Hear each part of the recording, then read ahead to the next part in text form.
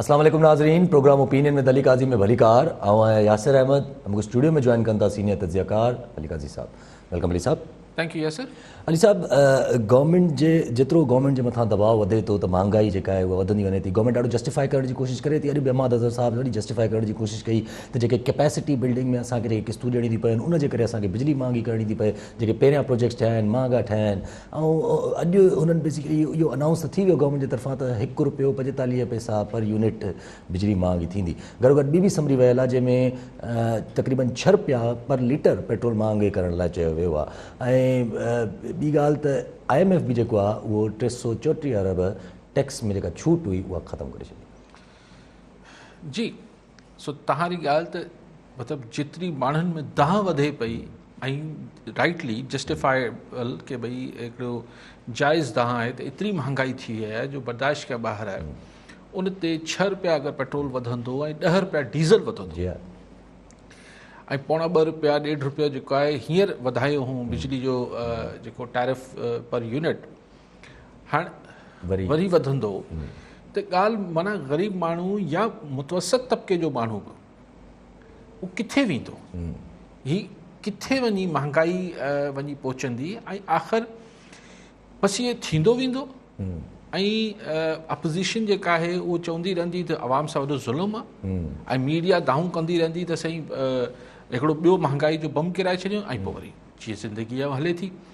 छाकाणि त हुकुमराननि खे ख़बर आहे त असां वटि माण्हू शायदि महांगाई वारे इशू ते को हुननि वटि रिएक्शन शायदि न हूंदो आहे। मतिलबु आउं नथो चाहियां त कहिड़ो रिएक्शन हुजणु खपे या न, लेकिन मूंखे सम्झ नथी अचे त आम माण्हू हिन महांगाई खे ईंदड़ ॾींहंनि में ॾिसो इम्पैक्ट फौरन न ईंदो आहे।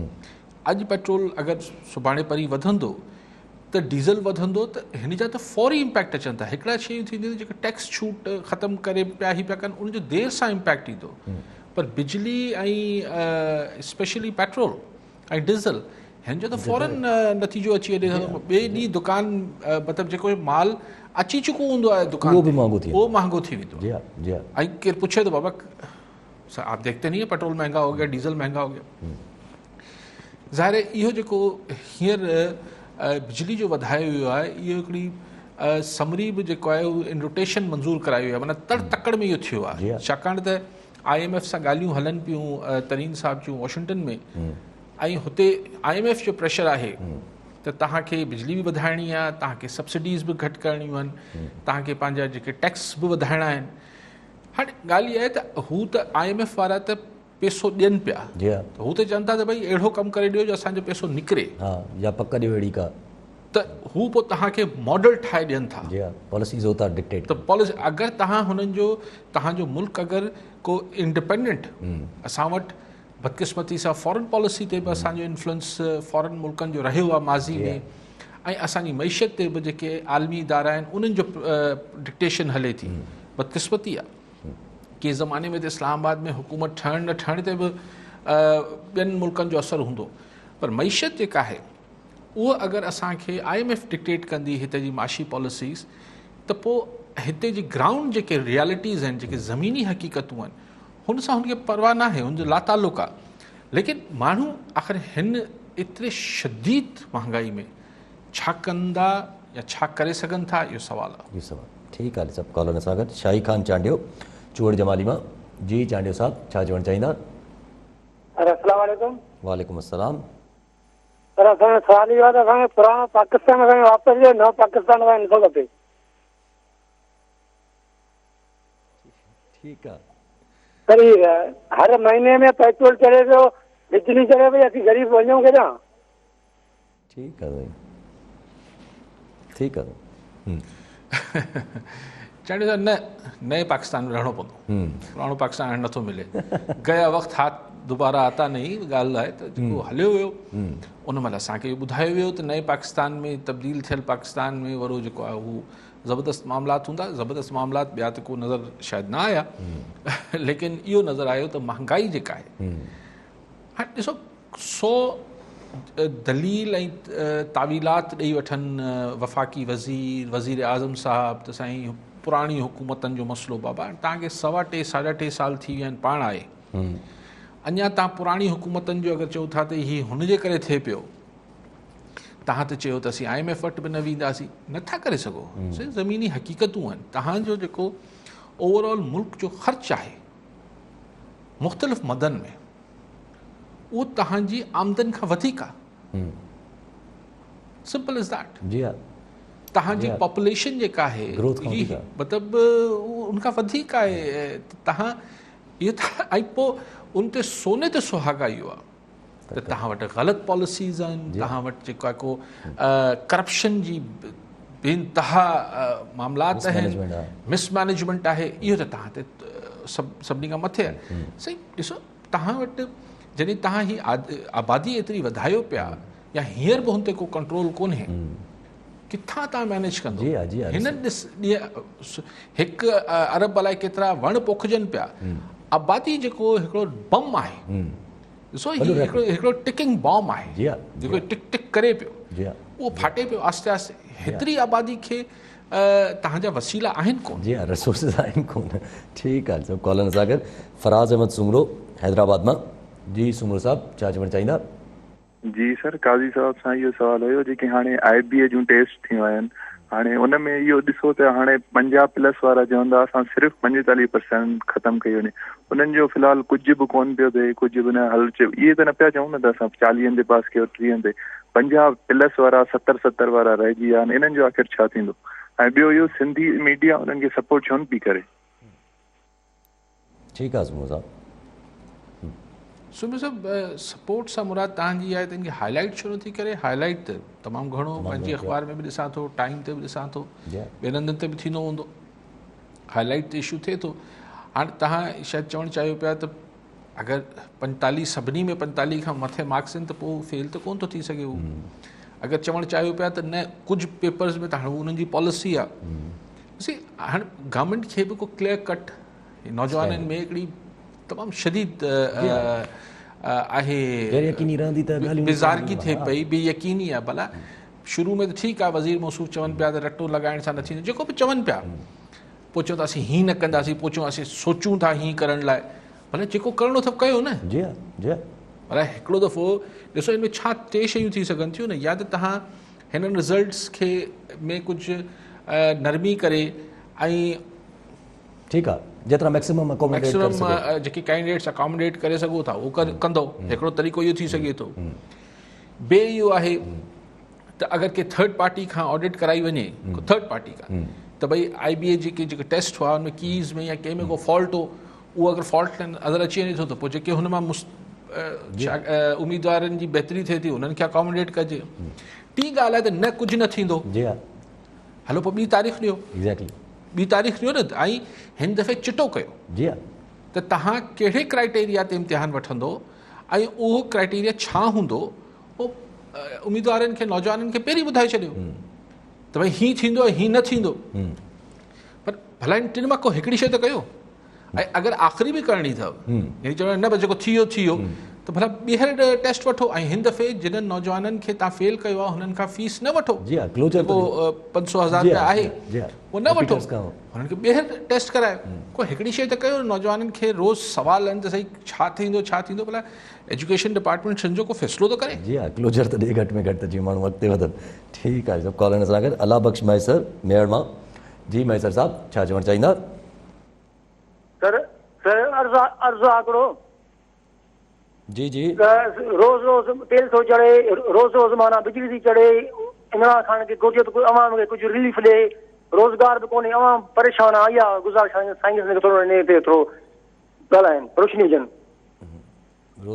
रोज़ाना में महांगाई वधंदी थी वञे, साईं चवनि था त साईं रोशनी खां त सवायो कमु रोज़ कयो वेठो आहियां, सर्च लाइट पियो हणां, पर पाण ॾिसनि पिया ऐं हू अजीबो ग़रीब तावीलात ॾियनि पिया त ॿियनि मुल्कनि में असांखां वधीक महांगाई आहे, हिन टाइप जी हिकिड़ी ॻाल्हियूं कनि पिया। मूंखे उन्हनि ॻाल्हियुनि में को वज़न ई नज़र नथो अचे। ॿियनि मुल्कनि जा जेके मामलात आहिनि मुख़्तलिफ़ आहिनि, सभु हुते जी जेका माण्हुनि जी माशी हालतूं आहिनि उहे बहितर आहिनि। हुते जी करंसी वैल्यू बि आहे, असांखे उन सां रूबरू भेटिजे थो। जेतिरी रोशनी विझी सघूं, जेतिरी रोशनी आहे ओतिरी त विझूं पियासीं। अच्छा, तव्हां जीअं ॻाल्हि कई त आवाम छा फ़ैसिलो करे थी पई, इहो सुवालु आहे त आवाम छा फ़ैसिलो कंदी, अहिड़ी महांगाई में छा आवाम कंदी, त वाक़ई आवाम करे छा थी सघे? ऑपोज़िशन बि इन फ्रंट ते काफ़ी स्ट्रॉन्ग न आहे ऐं गवर्नमेंट त इन फ्रंट ते पंहिंजो ई कमु कंदी थी वञे जेको करिणो आहे हुनखे। सही था चओ, ज़ाहिरी तरह असां वटि कॾहिं बि को माण्हुनि पंहिंजे इशूज़ खे वठी करे, ठीकु आहे, एहतिजाज करणु, टायर साड़णु, रोड ब्लॉक करणु, इहो वक़्ती त थींदो रहियो आहे, पर इज्तिमाही कंहिं कम लाइ असांजे मुल्क में माण्हुनि कॾहिं बि ॿाहिरि निकिरी को पंहिंजो गॾियल हू न ॾिनो आहे, ओपिनियन ज़ाहिर न कयो आहे। ऐं ज़ाहिर माण्हू ईअं कीअं निकिरंदा, को क़यादत हुजणु खपे, उहो बि असां वटि अपोज़िशन जा पंहिंजा एजेंडाज़ ऐं पंहिंजा मामलात आहिनि, अपोज़िशन बि इहो सम्झे थी त माण्हू निकिरंदा कोन, सो बसि पोइ ईअं ई हलंदो जीअं हले पियो। लेकिन इहो आहे त डेफिनेटली हिन सां PTI सरकार खे हुनजो जेको पॉपुलर ग्राफ हो उहो शदीद डैमेज थिए पियो, इहो त एतिरो माण्हू सम्झी सघूं था। ऐं सभु इन में हिकिड़ो आख़िरी सुवाल कजे, पॉपुलर ग्राफ PTI जो ड्यूरिंग फॉर द महांगाई घटि त थींदो, पर कंहिं ॿिए पार्टी जो वधणु ज़रूरी आहे फॉर द कंटिन्यूटी, अगरि उहो नथो वधे त पोइ छा?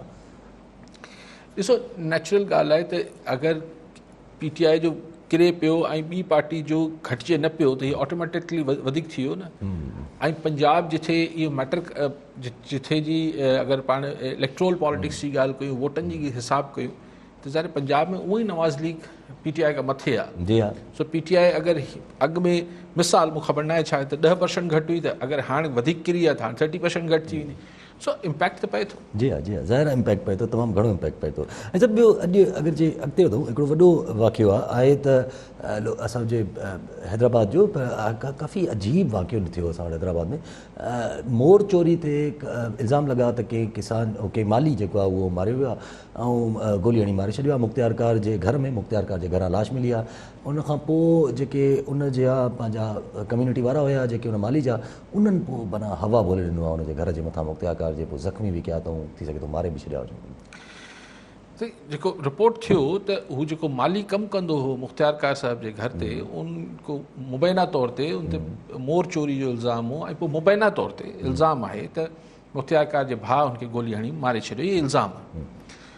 उनखां पोइ जेको लका पाइण ॾिठो आहे त हुनजा वारिस हू पोता आहिनि, ऐं पोइ जेको लठियूं ऐं जीअं हुनखे लतूं ऐं हू जेको हिकिड़ी जेका थी आहे मतिलबु कारगुज़ारी, उहो वीडियो ते माण्हू कमज़ोर दिलि जा माण्हू तो ॾिसनि न त थिए छा पियो।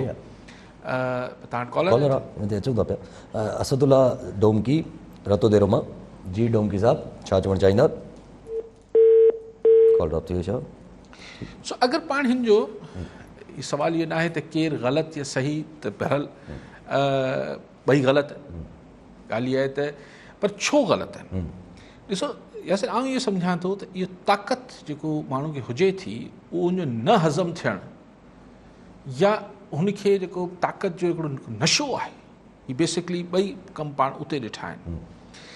त अगरि माली जेको मरहूम हाणे गुज़ारे वियो, वफ़ात करे वियो, क़तल थियो, मिसाल अलाह पनाह ॾे, आउं हिकु इल्ज़ाम नथो, पर अगरि उनजो इल्ज़ाम हो त हुन मोर चोरी कयो आहे, तो केर बि केरु थींदो आहे ख़ानगी तरह उनखे गोली हणी मारे छॾणु। जी हा, पुलिस वाले थिया, जांच थिया, चोर नौकरी चोरी आहे, अगरि चोरी आहे त छा इहो ज़हनी कैफ़ियत छा आहे? त हिन जी हिम्मत कीअं थी त मुंहिंजो मोर चोराए त गोली हणी छॾींदो? ताक़त हज़म नथी थिए सही। पोइ वरी हीअ जेका मॉब मेंटालिटी आहे, हीअ जेको हुजूम जी नफ़्सियात आहे, इहो ख़ुदि हिकिड़ो नशो आहे। त असीं इलाही सारा आहियूं त हिकिड़ी दरिंदगी सां असीं माण्हुनि खे उते लिटाए, हुननि खे मथां सोंटा हणी, हुननि जा मथां, हुनजा उज़वा टोड़े, हुनखे लतूं हणी, हुनखे उघाड़ो करे असीं कंदासीं, बिकॉज़ असीं ताक़त आहे। ॿई ताक़त जा नशा आहे। हुनखे माली ग़रीब खे जेको आहे गोली हणी छॾी हिकिड़े इल्ज़ाम तहत, ऐं ॿियनि जेको नाम निहाद हिकिड़ो जेको ताक़त हुई त असीं इलाही सारा आहियूं ऐं असीं जस्टिफाइड आहियूं त हुन मुबैना तौर ते हिकिड़े माण्हू असां सां ज़्यादती कई आहे, त असांखे हाणे इहो इख़लाक़ी जवाज़ मिली वियो आहे त असीं बि ओतिरी ई ज़्यादती कयूं। छा शराफ़त आहे? ही बेसिकली जेको ताक़त हज़म नथी थिए न, ऐं ॿिन्ही खे शायदि इहो ज़ोम हुजे थो त असांखे फॿी वेंदो। शायदि जंहिं गोली हई आहे हुन माली फौती खे मरहूम खे जो गुज़ारे वियो, जंहिं हुनखे गोली हई आहे उनजो बि मथे में दिमाग़ में रुगो ताक़त ई ताक़त हुई त मूंखे आउं गोली हणी छॾींदुसि, मूंखे केरु छा कंदो। ऐं हिननि जेको वञी हुते लिंचिंग कई आहे, जीअं हुन सां ज़ुल्म कयो था माण्हुनि सां, हिकु दरिंदगी थी आहे, उनजे मथे में बि हिकिड़ी ताक़त जो नशो आहे। पुलिस वारनि खे बि न छॾियो अथऊं, पुलिस वारनि खे बि उघाड़ो कयो अथनि, लठियूं हयूं अथनि, पोइ ॿिन्ही पासनि ते ताक़त जो नशो आहे। ऐं हिकिड़ी हीअ दरिंदगी ॿिन्ही पासे जे हिकिड़े माण्हू खे हिकिड़े इल्ज़ाम जे हेठि उनखे गोली हणी छॾींदो की जंगल जो कानून आहे छा, ऐं ॿिया वञी लठियूं हणी पंहिंजा फ़ैसिला करे पाण अची वेंदा। वॉट इज़ दिस यार, कहिड़े दौर में रहूं था। ठीकु आहे, सभु कॉलर वठी वञूं। असदुल्ला डोमकी रतोदेरो मां। जी डोमकी साहब, छा चवणु चाहींदा? अस्सलाम वालेकुम साईं। वालेकुम सलाम। सर अॻ में बि साईं जंहिं महिल आर्मी चीफ जी 3 साल वधाइनि पिया, उन में बि हिकिड़ा 5-6 मसूदा तयारु कया हुया, उन में बि ॾिफेड़ हलनि पिया, घणा 2-3 ॾींहं लॻी विया। हाणे बि DGIS जेको तब्दील कंदा, उन में बि ये मसला आहिनि। सिर्फ़ु वज़ीरनि जो या कानून जो को मसला या ॿियो आहे, हिन ते साईं जन रोशनी विझंदा। ऐं ॿियो अफ़गानिस्तान जे लाइ असांजा वज़ीर, असांजे वज़ीर आज़म या जेको बि आहे, त अफ़गानिस्तान में ईअं थींदो त असां सही थींदासीं, अफ़गानिस्तान में ईअं थींदो त असां वटि अमन थींदो। सर हिन ते बि थोरी रोशनी हुजे। आख़िरकार अफ़गानिस्तान लाइ असांजे ख़ासि करे पाकिस्तान खे परेशानी छो घणी आहे, उन लाइ महिरबानी। ठीकु आहे, सही ॻाल्हि तव्हां सही था कयो, एतिरी वॾी ॻाल्हि न हुई। ॻाल्हि इहा आहे त, ऐं एतिरी वॾी ॻाल्हि अॼु बि न आहे।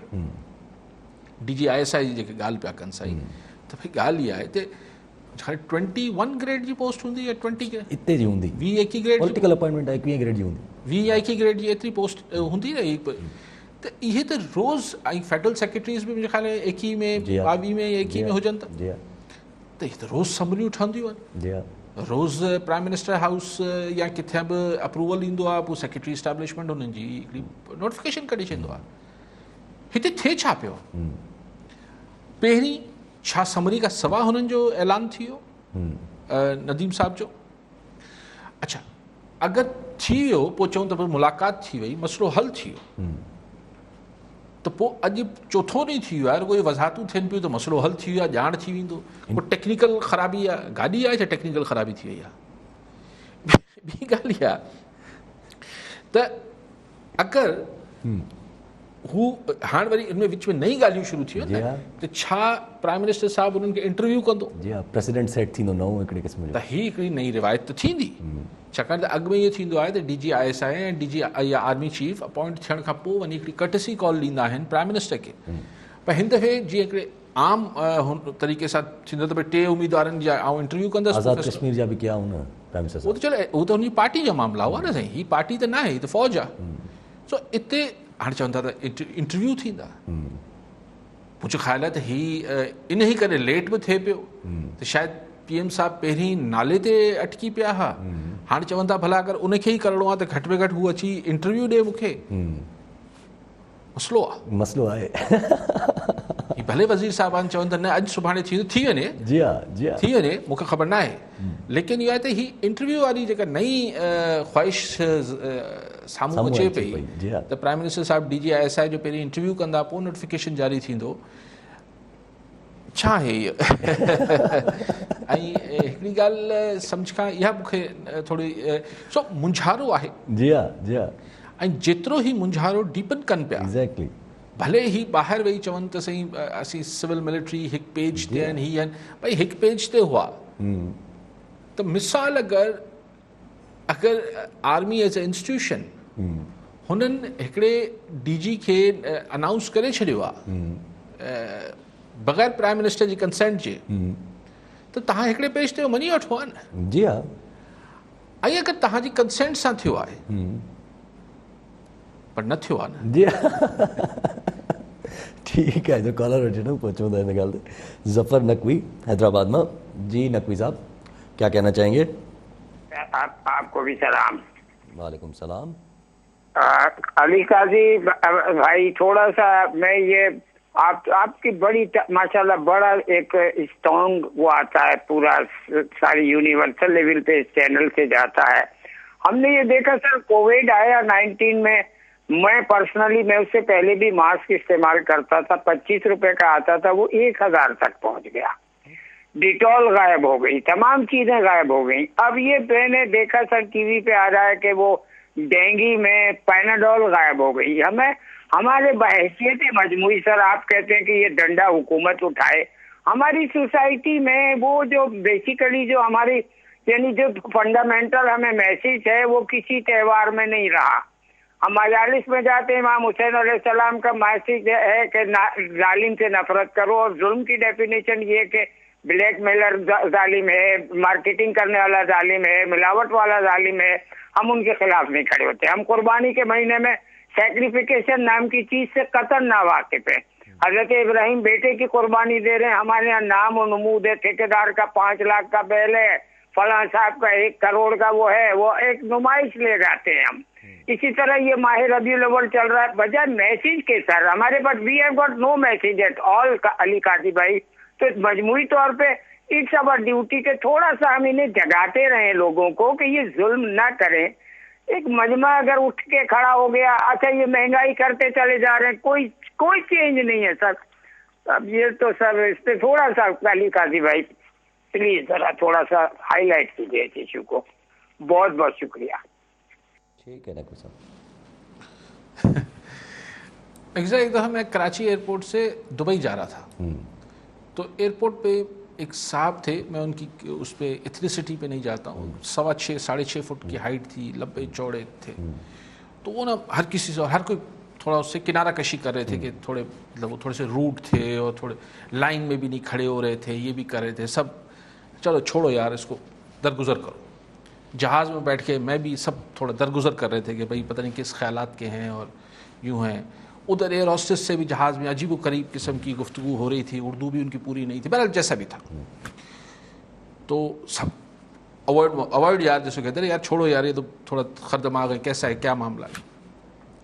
दुबई में हम जब पहुँचे नकवी साहब, तो वो सबसे पहले लाइन में खड़ा हुआ था और यूं से यूं नहीं हो रहा था। तो मैं, आप जैसे दोस्त जब मुझसे बात करते हैं कि इसकी, तो मैं सोचता हूँ उस 2 घंटे की फ़्लाइट में किसने उनको दर्स दिया, किसने उनकी जहनी तरबियत की कि यहाँ जो लाइन में और किसी एक महज़ब अंदाज अख्तियार करने से गुरेज़ा थे वो शख्स, वो दुबई एयरपोर्ट पे पहुँचते ही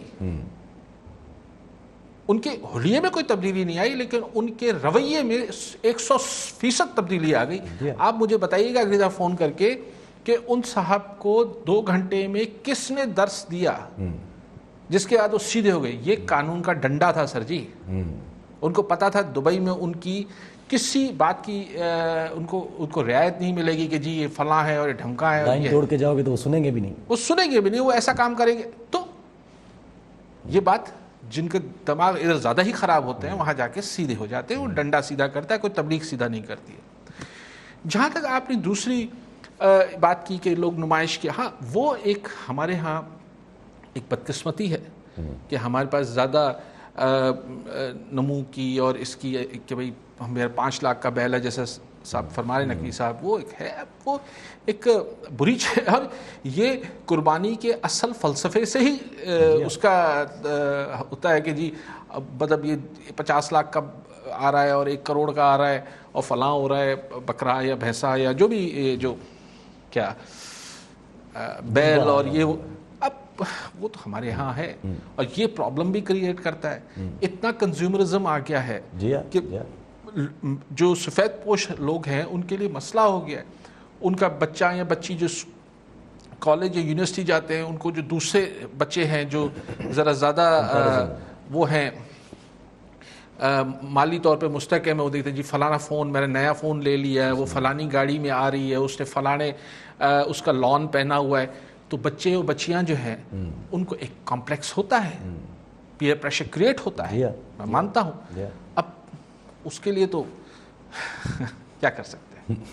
ठीक है साहब। अच्छा पंहिंजी जेका ॻाल्हि हले पई जेका तव्हां ॻाल्हि कई त लॉलेसनेस जे हिसाब सां जेका हैदराबाद में जेको हिकिड़ो क़िस्म जो वाक़ियो थियो, अॼु वरी ॾिसां अगरि जे लॉलेसनेस सां हिकिड़ी ॻाल्हि ज़हन में आई त अॼु असां वटि सिंधी एम पी मूं तव्हांखे सॉरी मां लॉलेसनेस त ओवरऑल आहे, but what I am saying कि माण्हुनि खे पंहिंजो पावर हज़म नथो थिए। ऐं इहो ॿिया नशा माण्हुनि खे हज़म शायदि थी बि वञनि था, पर हीउ जेको पावर जो नशो आहे न, कहिड़े बि लेवल ते हुजे उहो हज़म नथो थिए।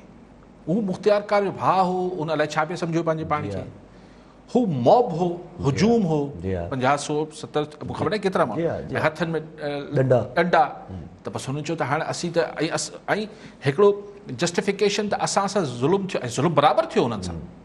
उन्हनि जो जेको हो मिट माइट माली जेको उनखे मारणु बिला शक शुबा दरिंदगी हुई, पर तव्हांखे हिकिड़ी दरिंदगी जे जवाब में ख़ुदि दरिंदगी करण जो त को कानूनी या अख़लाक़ी जवाज़ न आहे। जी हा, जी हा, जी हा, कोई जवाज़ अहिड़ो पैदा नथो थिए। ऐं सभु इन सां ई मूंखे हिकु बची ॻाल्हि ज़हन में आहे, जेको इहे वाक़िया थियनि था पिया, त अॼु MP आहिनि शमी मुमताज़, जेके सोशल असां वटि सोशल हुन जूं प्रोटेक्शन चाइल्ड प्रोटेक्शन यूनिट जूं हो बि आहिनि, सरबराह बि आहिनि। उन्हनि जो चयो अॼु पनो आकिल में वियल हुयूं, जेको पनो आकिल वारो वाक़ियो थियो, उन्हनि नियाणियुनि सां गॾु बि बीठियूं निगरनि सां, त उते उन्हनि चयो त ही मतिलबु हुननि कोर्ट खां हिकु त लाचारी जो कॉलर वठी वेठो पहुचूं था पहिरियों त। डॉक्टर अहमद लिगारी हैदराबाद मां। जी डॉक्टर साहब, छा चवणु चाहींदा? तव्हांखे ऐं काई साहब खे सलाम। त हीउ जेको अॼु हैदराबाद में मुख़्तियार कार वारो वाक़ियो थियो आहे, त असांजी यादगिरी वेझी यादगिरी आहे, उनमें ईअं लिंचिंग सिंध में असां रेयरली ॾिठी हूंदी। ही पहिरीं लिंचिंग थी आहे जेका स्पेसिफिक सिंधी पाड़े में, सिंधी इलाइक़े में थी आहे। सो ॾाढो मतिलबु ख़तरनाक नज़र पियो आयो सभु कुझु, ऐं असांखे उमेदु आहे त बीमार जेके आहिनि उहे ठीकु थींदा, इंसाफ़ थींदो। पर साईं इहो जेको बदिलियल रवैयो आहे असांजो एज़ अ सिंधी नेशन जो, साईं छा पियो सम्झे त इहो मतिलबु जेको चेंज थियो आहे या जेका ट्रांसफर थियो आहे असांजो कैरेक्टर, इहो छो आहे ऐं छा अञा पाण वधीक एक्सट्रीम में वेंदासीं? हिकिड़ी ॻाल्हि त सम्झ अचे थी त कानून जो एतबार कोन्हे, इंसाफ़ थींदो कोन थींदो, सभु कुझु थींदो, इहे सभु फैक्टर्स आहिनि, महांगाई आहे, सभु उहो सभु फ्रस्ट्रेशन हुन में अची थी वञे। पर यक असांजो बिहेवियर हीअं थी वञणु it's very unlikely to like Sindhi nation. साईं जो हुन ते छा ओपिनियन? महिरबानी। बिल्कुलु। अशफाक अली सखर मां। जी अशफाक साहब, छा चवणु चाहींदा? साईं अस्सलाम वालेकुम। वालेकुम सलाम। सर, मां जेको आहे काज़ी साहब जो जेको आहे हिकु साईं मीडिया जो माण्हू आहे ऐं तमामु सीनियर जेको आहे माण्हू आहे, उनजी साईं जी जेका आहे मां ध्यानु हिकु जेको आहे मीडिया ॾे छिकाइणु चवंदुमि त जेकी प्रीवियस गवर्नमेंट्स हुयूं, पीपल्स पार्टी जी हुई या नवाज़ शरीफ़ साहब जी हुई, उन में मीडिया ते मुख़्तलिफ़ प्रोग्राम्स में वॾनि वॾनि अॻुवाणनि जूं डमीज़ ठाहे करे हिकिड़ो मज़ाहिया पेश कयो वेंदो हुयो। जेको आहे जेके बि पॉलिसीज़ हूंदियूं हुयूं उन्हनि खे माना हिकिड़ी कॉमेडी या मज़ाहिया अंदाज़ में पेश कयो वेंदो हुयो। वॾनि वॾनि माना न्यूज़ चैनल्स ते उहे प्रोग्राम हलंदा हुया ऐं उन्हनि खे काफ़ी ऑडियंस लाइक बि कंदा हुया। पर अॼुकल्ह मां इहो ॾिसंदो आहियां त उन्हनि प्रोग्रामनि में अञा बि असांजा जेके पुराणा जेके अॻुवाण हुया, उहे पीपल्स पार्टी जा हुजनि या नवाज़ शरीफ़ जा हुजनि, उन्हनि जूं डमीज़ पेश कयूं वञनि थियूं। इमरान ख़ान साहब जी कैबिनेट या उन्हनि जे अॻुवाण जूं डमीज़ अञा नथियूं पेश कयूं वञनि। छा भला मीडिया ते एॾो प्रेशर आहे छा? ठीकु आहे। लगाई साहब जी ॻाल्हि पहिरीं करे वठूं, जेको हैदराबाद वारे वाक़े जे हवाले सां। अच्छा, पोइ हुन ते आउं कॉमेंट कयां थो साईं डॉक्टर साहब जेको ॻाल्हि कई, पर तव्हां ॾिसो उनखां पोइ छा पुलिस छा कयो आहे त हिकिड़ी इंक्वायरी कमेटी ठाहे छॾी। I just fail to understand कि इंक्वायरी छा थींदी। हू चवनि था हिकिड़ो स्ट्रेट कटन केस आहे, लाश मिलियो आहे, हुन माली जो मर्डर थियो आहे, FIR दाख़िल थियणु खपे। ही हिकिड़ी लिंचिंग थी आहे, हिकिड़ी ॿी दरिंदगी थी आहे, जेके माण्हू इन्वॉल्व आहिनि उनजे ख़िलाफ़ FIR दाख़िल थियणु खपे। हिकिड़ो मर्डर आहे, ॿियो अटेम्प्ट टू मर्डर आहे। अगरि हिते बि ख़ुदा न ख़ास्ता ॿिनि ॿाहिरनि मां को हिकिड़ो हेठि मथे थिए थो त it will convert into 302 murder आहे। ही मर्डर आहे जी। पोइ तव्हां इहो इन्वेस्टिगेट भले बाद में कजो त ही हिननि कया आहिनि या न कया आहिनि, बट हाउ कैन यू से कि हिन वाक़े जी असीं जांच कयूं पिया? What do you mean by that? ही त वरी हुनखे लेमटी करणु आहे। आई थिंक स्ट्रेट अवे ॿ अलॻि केसिस आहिनि। जस्टिफाई त नथा करे सघो त हिकिड़े जो क़तल थियो तंहिंजे करे हुन ही अची मामिलो थियो, नॉट जस्टिफाई। अच्छा डॉक्टर साहब, ही जेको तव्हां ॻाल्हि कयो पिया त ही सिंधी ट्रांसफॉर्मेशन कीअं आहे, एक्सट्रीमिज़म कीअं पियो वञे, डॉक्टर साहब थोरो असीं मतिलबु मूं ते डॉक्टर साहब या ॿिया दोस्त तनक़ीद न असीं बि माण्हुनि जहिड़ा माण्हू आहियूं सही असांखे असां वटि ॿ रवैया आहिनि या लेट्स बी फ्रैंक ओपन ॻाल्हि था कयूं असां वटि सिंधी माण्हुनि वटि ॿ हिकिड़ा रवैया आहिनि बाय एंड लार्ज हिकिड़ा चवनि था असीं अज़ीम आहियूं क़दीम आहियूं मुंज दड़ो आहियूं असीं फलाणा आहियूं असां सूफ़ी आहियूं असीं मिस्टेक कयूं असीं अने हीअं आहियूं ॿिया असांखे चवंदा अड़े यार सफ़ा ॿोझ आहिनि असां वारा सिंधी माण्हुनि खे कुझु अचे ई कोन थो यार बिस्किट ॿोड़े खाइनि था हीअ कनि था हू कंदा हिकिड़ो थोरो अंडरमाइन कयो वञे थो हीअ ॿ एक्सट्रीम रवैया आहिनि मुंहिंजो सदाई हिन जे हिकिड़ो मिडल ओपिनियन हुजे थो असीं दुनिया जे ॿियनि मुल्कनि जे माण्हुनि जहिड़ा माण्हू आहियूं असीं न को घणा अज़ीम ई क़दीम आहियूं ठीकु आहे असांजी हिस्ट्री अज़ीम आहे क़दीम आहे अज़ीम त अलाए छा हूंदी आहे पर क़दीम आहे असीं मुंहिंजो दड़ो जा हिकिड़ो तसलसुल आहियूं ठीकु आहे असां वटि बेशक भिटाई ऐं सचल ऐं सामी ऐं कलंदर ऐं ही सभु ठीकु आहे बट दौरे हाज़िर में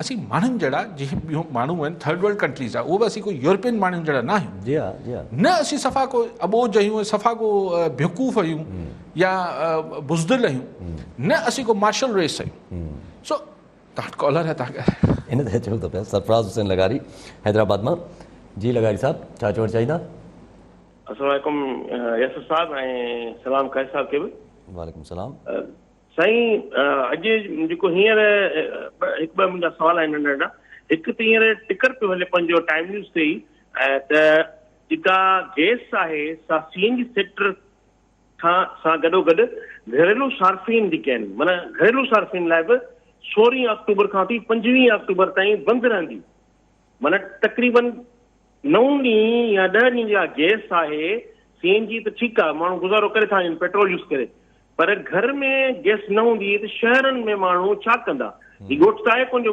काठियूं बाठियूं ॿारनि या छा कुझु ईअं हिकिड़ी ॻाल्हि इहो उन खां पोइ इन्हनि हालतुनि में अॼु बिजली वधी वई आहे ₹1.39 पर यूनिट पेट्रोल अॼु राति मुंहिंजे ख़्याल वधंदो शायदि अॼु थींदो नोटिफाई थींदो ऐं अॼु जी न्यूज़ आहे जंहिंमें यूटिलिटी स्टोर ते जेके सभु जेके आइटम्स आहिनि उन ते पैसा ख़ासि करे जेको आयल आहे उन ते ₹100 पर घी ते kg माना वधी वियो आहे माना इहो त मां सिर्फ़ु काई सां सवाल इहो आहे त हीउ जेको ऐं डॉलर त केॾा पियो वञे का ख़बर कान्हे ऐं जनरल हुकूमत चए थी त पर हाणे को मसइलो ई कोन्हे हीअं हूअं अलाए छा पिया चवनि पर मूंखे लॻे थो त साईं काई साहब ॾींहुं कमेंट करे ईअं न थिए त खाना जंग ई न थींदे माण्हुनि जी कंडीशन ॾाढी अलाह पनाह ॾिए पर ॾाढी हालत ख़राबु आहे सो बसि इहो साईं का कमेंट सुठा महिरबानी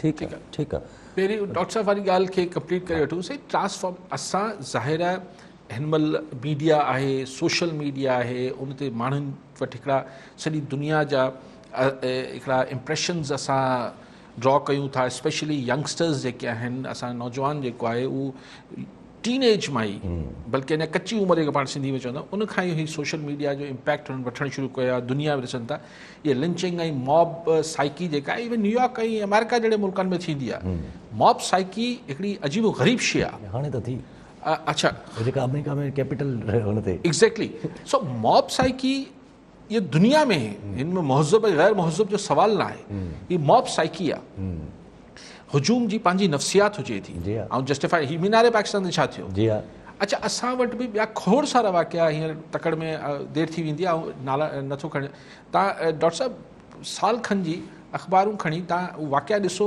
अगरि तव्हां जीअं असांखे पोर्ट्रे कयो वञे थो उनमें इहे वाक़िया थियणु खपनि जीअं असां वटि थिया आहिनि पर हाणे डेग थी वेंदी सो आई थिंक असीं माण्हुनि जहिड़ा माण्हू आहियूं असां वटि बि हिकिड़ी शैतानगी बि अचे थी हिकिड़ी ही हैवानगी बि अचे थी ऐं असां सूफ़ी मंश माण्हू बि आहियूं असांजी अक्सरियत अञा बि हुन वैल्यूज़ में एटलीस्ट बिलीव करणु चाहे थी जेको असां वटि हाणे केतिरी प्रैक्टिस में आहिनि या न आहिनि हिकिड़ी अलॻि ॻाल्हि आहे पर असीं हुन वैल्यूज़ में सूफ़ीज़म ऐं मिस्टिक सोच में बिलीव करणु चाहियूं था केतिरा आहियूं उहा ॿी ॻाल्हि आहे इन एक्चुअल प्रैक्टिस में केतिरा कयूं था हिकिड़ी अलॻि जुदा बहस आहे उन खां पोइ जी अशफाक साहब हुन खां पोइ अशफाक साहब हा अशफाक साहब ही त पैमरा बाक़ाइदा इंस्ट्रक्शंस आहिनि त तव्हां नथा करे सघो प्राइम मिनिस्टर साहिब जी ऐं तज़हीक आहे तौहीन आहे ऐं ॿियनि लाइ बि शायदि चरियल आहे त तव्हां जेको आख़िर सॼी ॻाल्हि करण खां पोइ चयो त छा मीडिया ते एतिरो प्रेशर आहे त साईं इहो एतिरो जेको लफ़्ज़ आहे न इहो तव्हांखे अञा हिन पैमाने जी ख़बर ई कोन्हे केतिरो आहे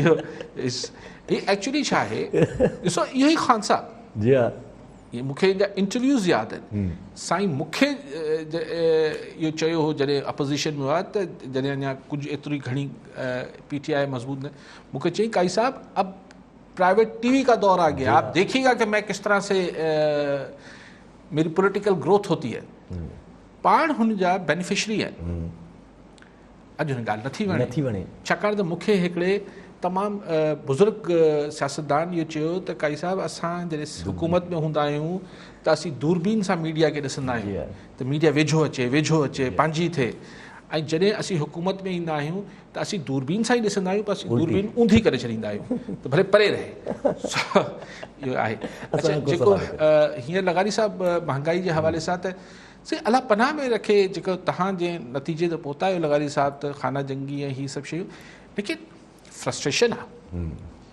ऐं फ्रस्ट्रेशन जेका हुजे थी जेके बि दुनिया में लीडरलेस हिकिड़ा अनार्कीज़ क्रिएट थियूं मतिलबु जेके अरब स्प्रिंग चऊं था मिसाल अरब स्प्रिंग खे माण्हू रेवोल्यूशन चवनि था पर रेवोल्यूशन त न हो न को पूरो नज़रियो खणी त को कोन सो समाज में शइ थी न हू हिकिड़ी त हुनजो तव्हां ॾिसो त हू ॻाल्हि त हू ट्यूनिस में हिकिड़े ठेले वारे खे पुलिस वारे अची हटायो उतां शुरू न थियो चिड़ंग हुई जेका 40 सालनि जा हुते जा माण्हू बर्दाश्त करे रहिया हुन चिड़ंग जेको आहे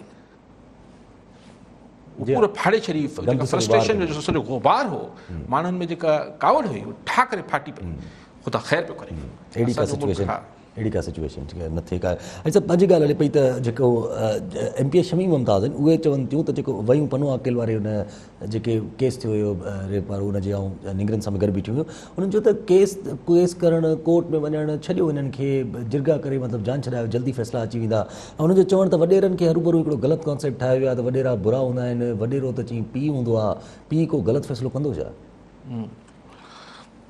न अगरि त अदालतनि जा ही सभु मामलात छॾे ॾिजनि त मोहतरमा खां केरु पुछे शमीम साहिबा खां ऐं पीपल्स पार्टी क़यादत खे पुछणु खपे त पोइ हिन पोस्ट ते छो वेठियूं आहिनि चाइल्ड प्रोटेक्शन जेका छा आहे मिनिस्ट्री आहे छा आहे जी पूरे को डिपार्टमेंट डिपार्टमेंट खे तव्हां शट ऑफ कयो ऐं जेको जॾहिं ही डिपार्टमेंट्स न हुआ तॾहिं बि ॿारनि जी त कंहिं न कंहिं सूरत में तहफ़ुज़ थींदो हो या हुनजो को न को फ़ैसिला थींदा पोइ बंदि कयो न डिपार्टमेंट तव्हां छाजे लाइ वेठा आहियो अगरि अदालतूं फ़ैसिला न कंदियूं ऐं साईं मोहतरमा चवाणी त उते देरि थी वेंदी त इहो त पोइ अदलिया खे नोटिस वठणु खपे त इहो माण्हुनि में दाहूं त आहिनि बाक़ी सवाल इहो आहे त ॾिसो वॾेरो शमीम साहिबा हिकिड़ो त पीउ जो लफ़्ज़ इस्तेमालु थियूं कनि आई थिंक हीअ ज़्यादती आहे वॾेरो वॾो हुजे थो ऐं अगरि चङो मुड़ुसु हुजे असां वटि रवाजन रहे थो